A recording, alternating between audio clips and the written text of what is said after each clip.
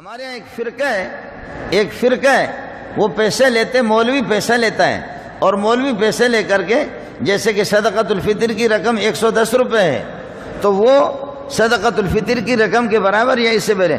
ایک آدمی کی 10 سال کی نمازیں رہ گئی ہے، ایک آدمی نے 20 سال نماز نہیں پڑھی ہے، اب وہ توبہ کر رہا ہے یا پوری زندگی پڑھنا چاہتا نہیں ہے، پوری زندگی پڑھنا چاہتا نہیں ہے، تو وہ 1,00,000 2,00,000 روپے جمع کر کے مولوی صاحب کو دے دے.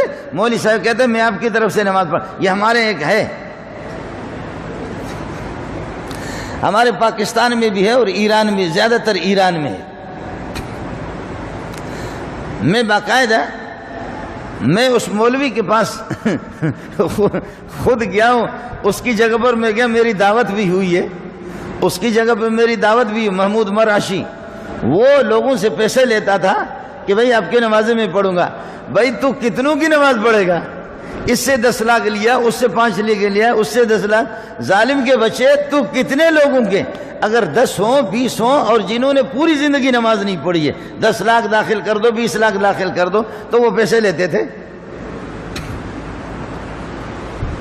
پاکستان میں بھی اس قسم کے مولوی بہت ہیں. آپ اگر نماز نہ پڑھیں اور پیسہ آپ ان کو دے دیں وہ آپ کی نمازیں معاف کرا دیں گے، وہ آپ کے ساتھ پھر وہ لوگوں کے ساتھ مل کر کے جہنم میں جائیں گے. اس لیے کہ خلق خدا کو دھوکہ دے رہے ہیں کہ بھئی پیسے دے دو.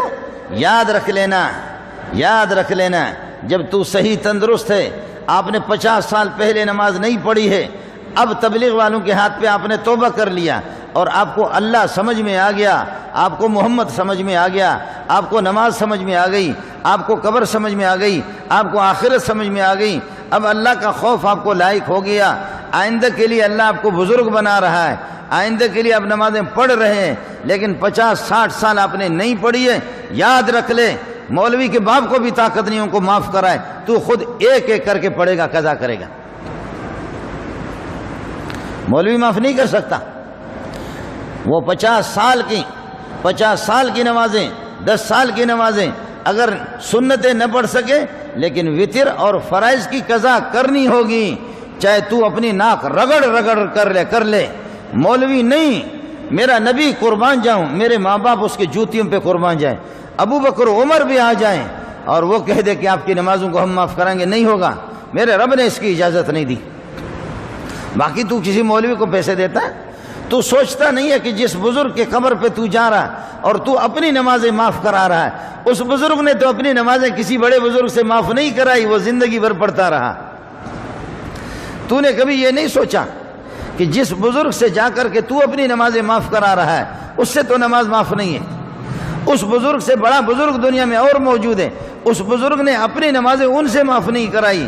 بزرگ، سب سے بڑا بزرگ وہ ہوگا جو نمازوں کا اہتمام کرے گا، سب سے بڑا بزرگ وہ ہوگا جو روزوں کا اہتمام کرے گا، سب سے بڑا بزرگ وہ ہوگا جس کے حج زیادہ ہوں، سب سے بڑا بزرگ وہ ہوگا جس کی زکوٰۃ زیادہ ہوں، سب سے بڑا بزرگ وہ ہوگا کہ جس نے قرآن کو سینے سے لگایا ہوا. یہ کون سی بزرگی ہوگی؟ ایسا تو کائنات کے اندر کوئی بھی بے نماز بزرگ آپ کو نہیں ملے گا کہ جس نے اپنی نمازیں کسی بزرگ سے معاف کرائی ہیں. یہ جتنے بھی اولیاء اللہ ہے، کمزوری ہماری ہے. کمزوری ہماری ہے کہ ہم اپنے بھائیوں کو یہ بات جا کر کے ان کے دروازے پر، ان کے گھروں پہ جا کر کے ہم ان کو سمجھا نہ سکیں.